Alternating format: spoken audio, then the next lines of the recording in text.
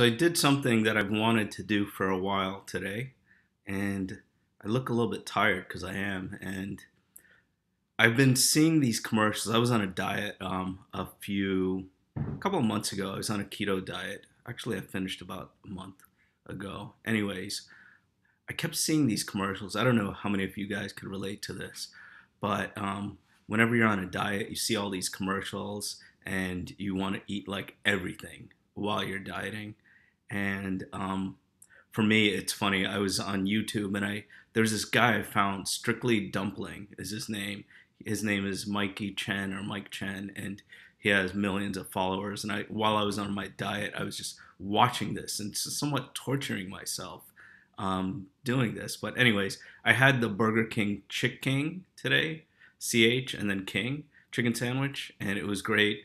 I had a Sunday, and that's why I am pretty tired right now. But that's not the whole point of this video. The whole point of this video is to tell you something, two things. One, if you own an investment property, I would sell it now. There isn't, in my humble opinion, there is not going to be a better time to sell it right now. Because, you may be able to get a little bit more in the future, but the amount of time, effort, and then chances of something going wrong with the property and all that, in my mind, is not worth it. My wife and I own an investment property, so this is the second thing I'm going to say.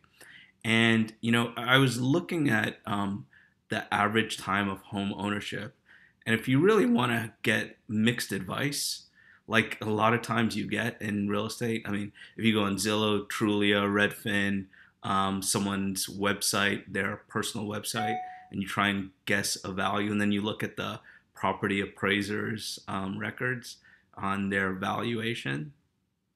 It's super confusing. It's really, really confusing.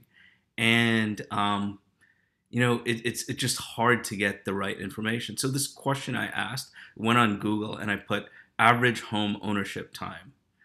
And so when someone buys a house, when they live in it, and when they sell it, how long did they actually live in there? Not an investment property, not anything else. I don't know why I looked it up because that has nothing to do with this video, but I did. I looked it up.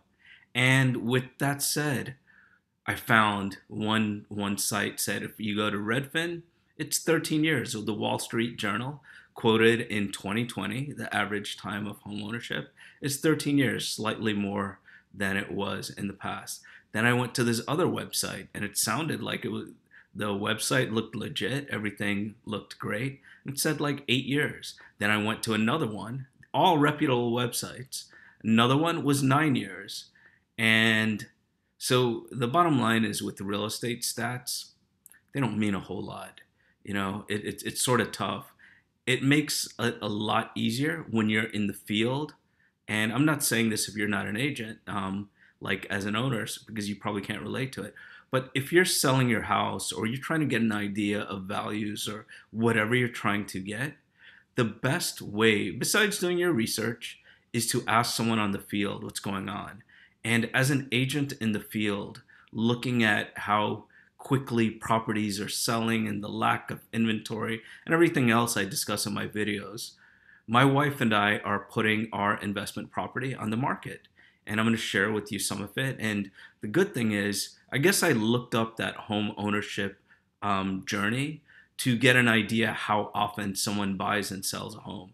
And, I'll be like completely, I don't want to say honest because I'm always honest, but just put it out there and just keep it real with you guys. No matter what you do for a living, whether you're a doctor, when you become a patient, things change.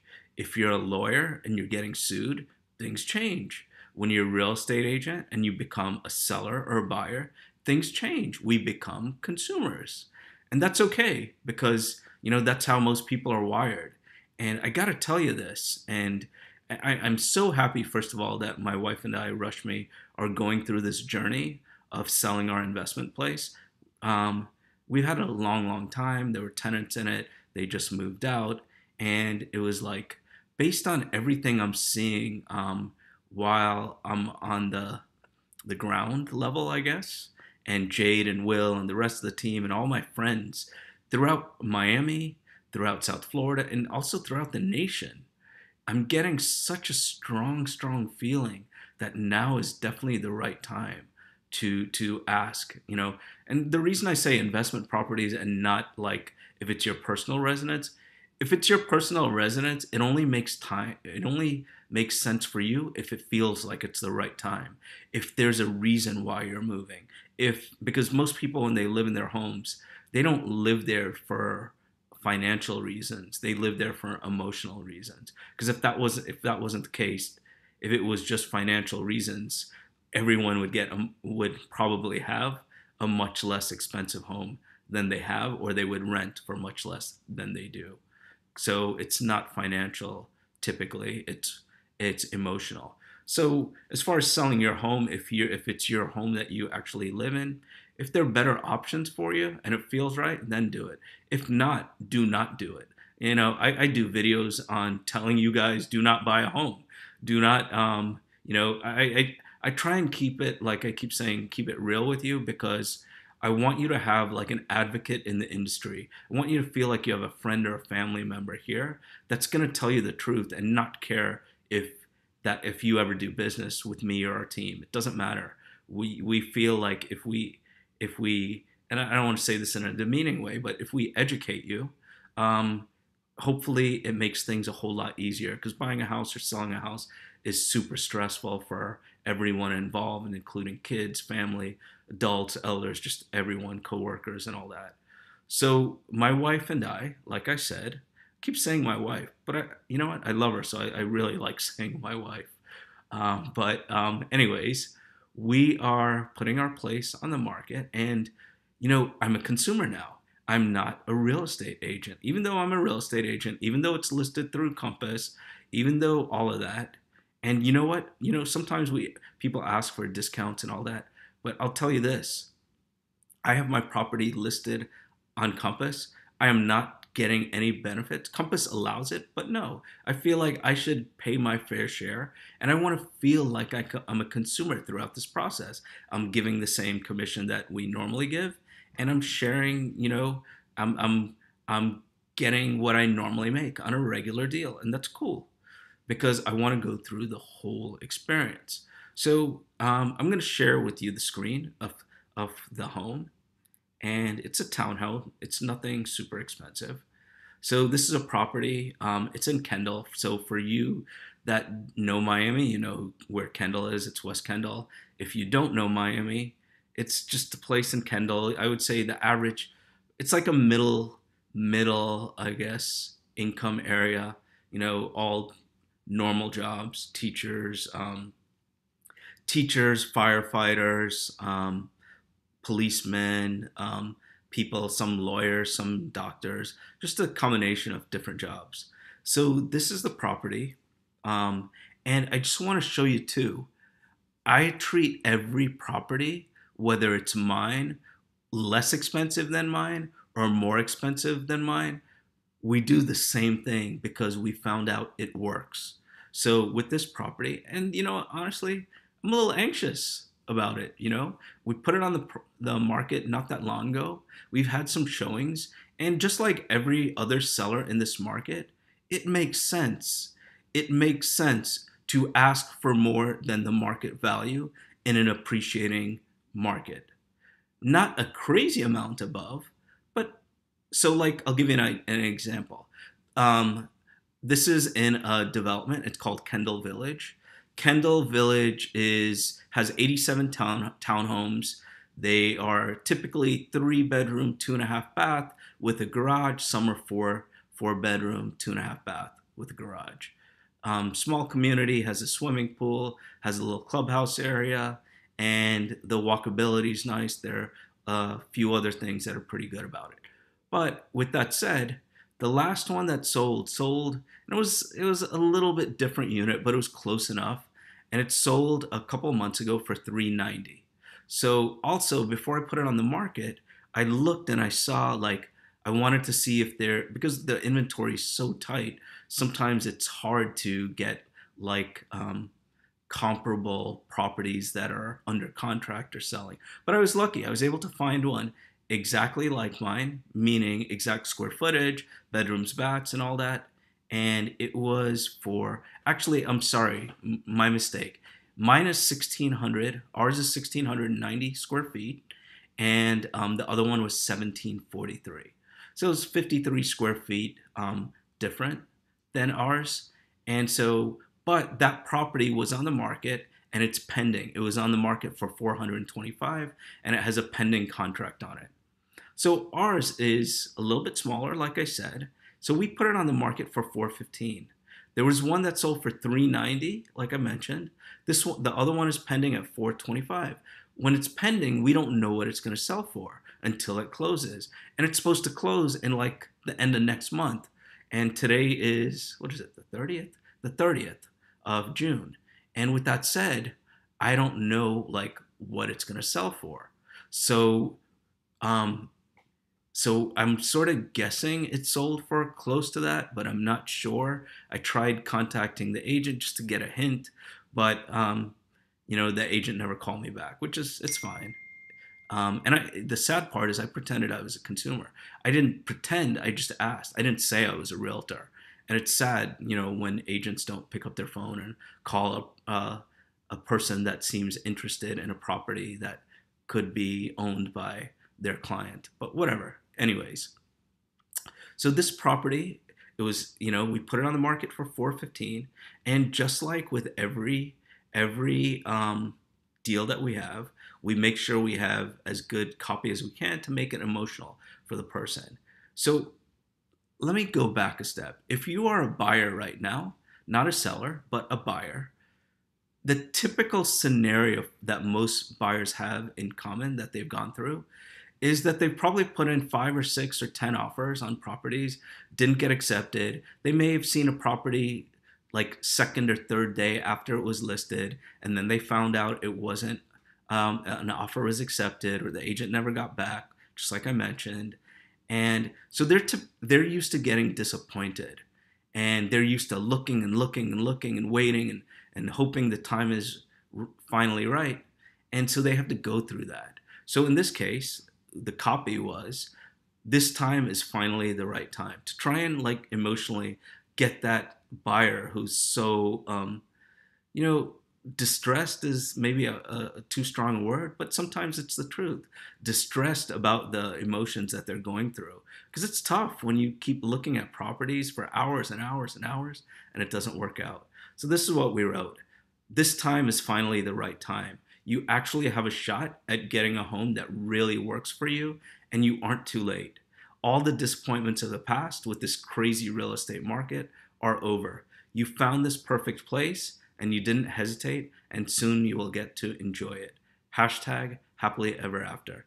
I've never seen anyone put a hashtag in a listing for a home. So, I mean, maybe people have, but I've never seen it, at least in my markets. I figured maybe they could relate to that, a hashtag. So then what we did is, like with everything else, we did a tour. So let me see if I can move my screen, and let's play this video for you. And I'm not doing this to advertise my property. I guess I am, I guess, like, if I'm going to keep it real, I am. But there's more to it than just showing you about this video, the property.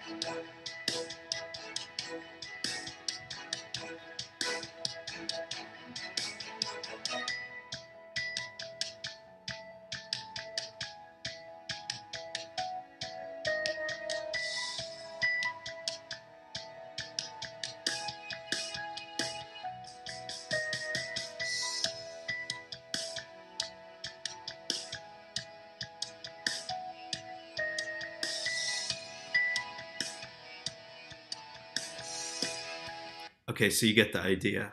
So with the video, with all our properties, we're gonna have the drone video, the walkthrough video. Then we have this thing called a Matterport. Not sure how many of you guys have seen it.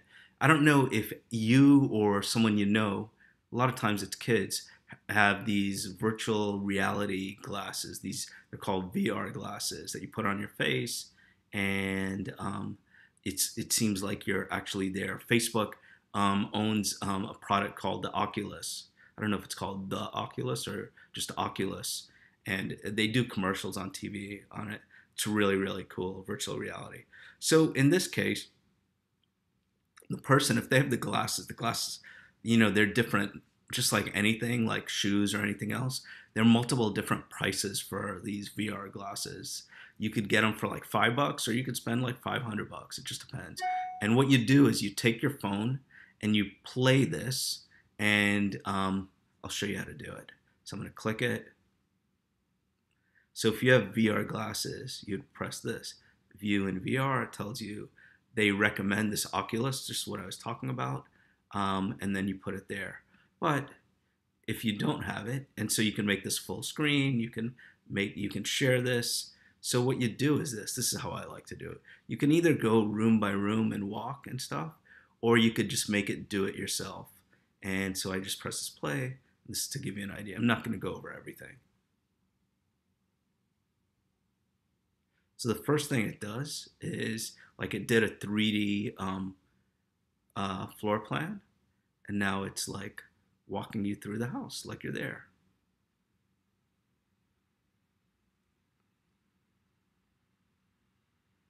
And you see those 360s. If you click on that, those are for outside. It'll give you like a 360 tour.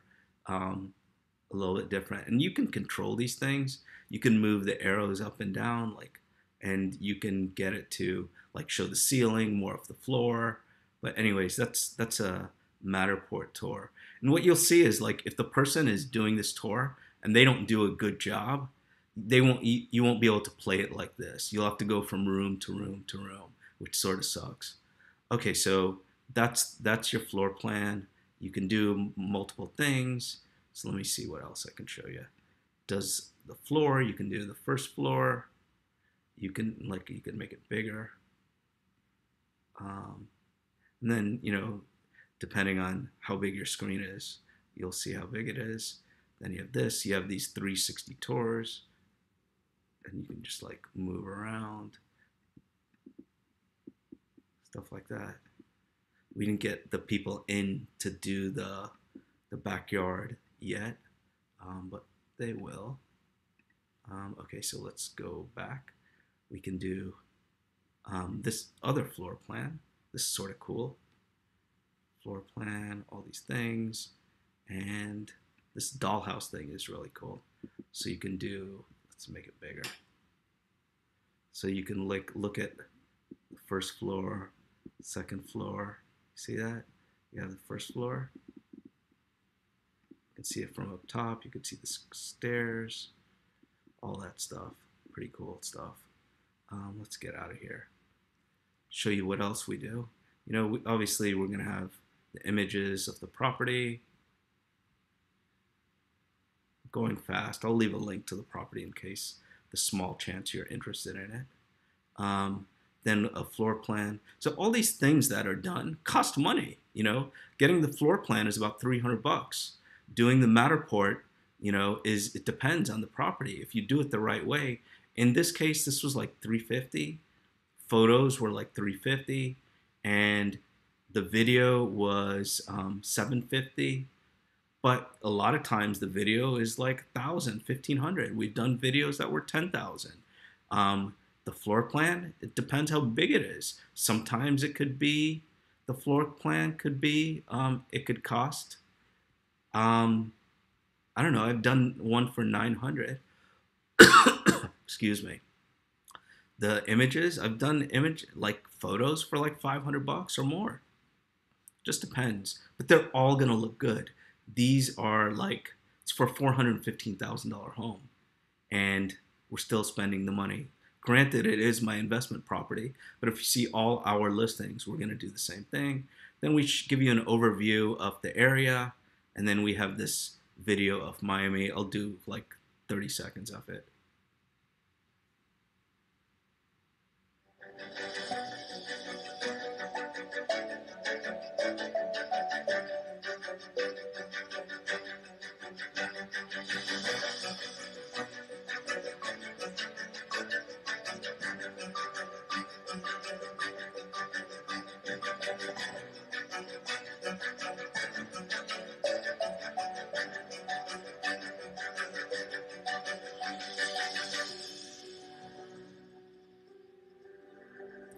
So I gave you 37 seconds actually. So what we want to do too is get the person excited about the area too. A lot of people that moved to Miami, maybe 10 years ago, at one point we had 35% of our sales were from foreigners. Foreigners, not meaning people that live in the, excuse me, that live in the U.S. that are foreigners, but people that actually lived in another country. At one time, there were 35% of the people were buying properties from us. So I'm going to stop sharing my screen. So the reason I'm sharing all of this for you, besides like showing like the marketing we do and sharing, this investment property that we're selling, is that I'm going to be sharing this journey with you, and I think it's so important as a real estate agent to go through what you are going through now or in the near future or whenever you do it. If I don't do that, and if I were to like change the commission structure that's normally done, if I like gave a bonus to a agent to sell it because it's my property, if I was like not if I was doing like a house deal with Compass where they don't make anything, and I did all these other things, and if I did spent a lot or spent very little on marketing, if I made it different than I or the team normally does, it wouldn't mean a whole lot.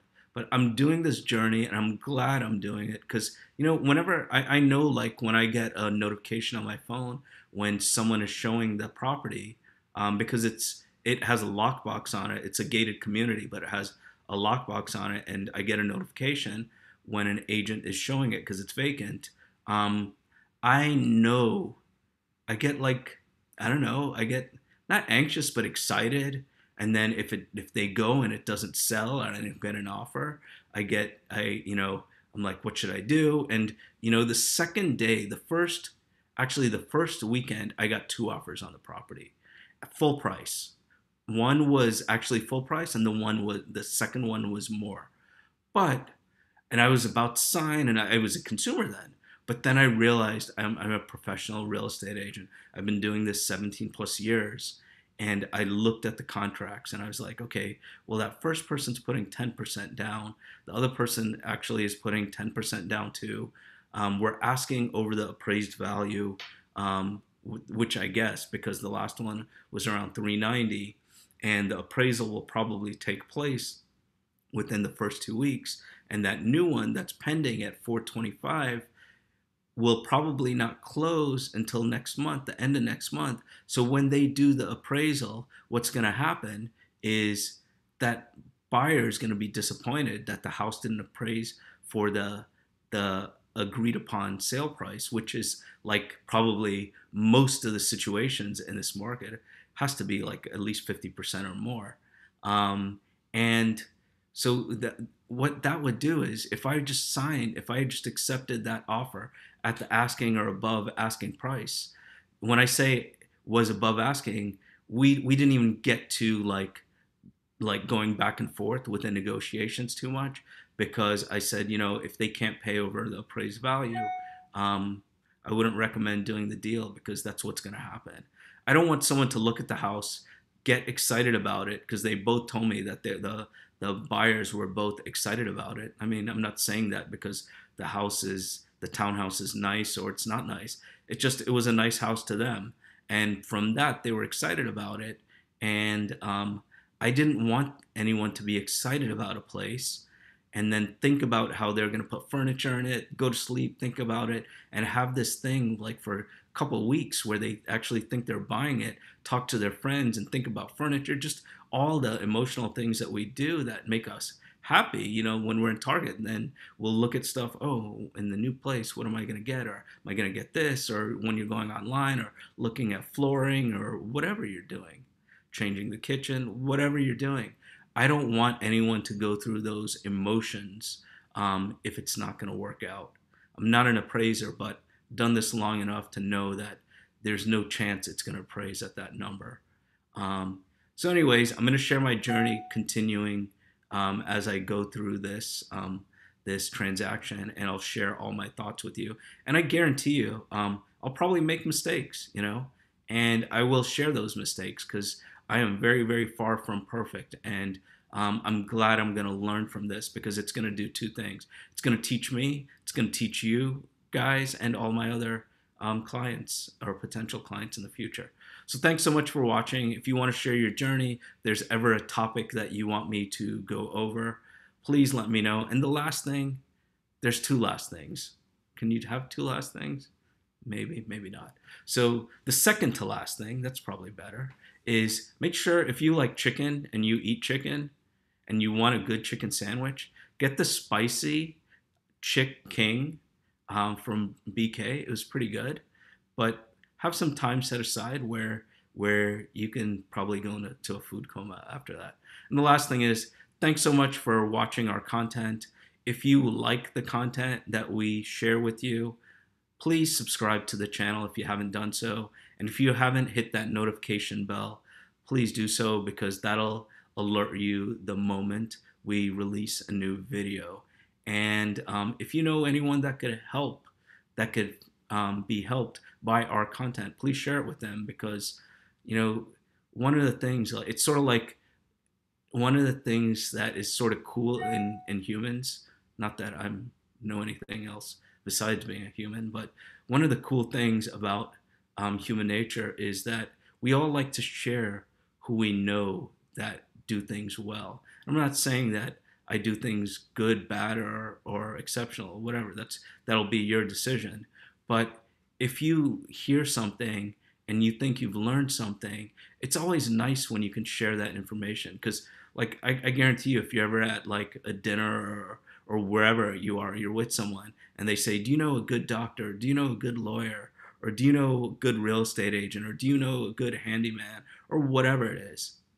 We take pride in telling people when we know something well. And if someone says that they're going through a home purchase or a home sale, share our video, our YouTube channel with them, because I'm pretty sure, I could almost guarantee you, they will learn something from it. They may get bored because our videos are super long, but I guarantee you they will learn something from it. So thanks again. Enjoy your weekend or whatever day it is, whatever time it is when you see this. And thanks again for watching. Stay safe. Love you guys. All the best.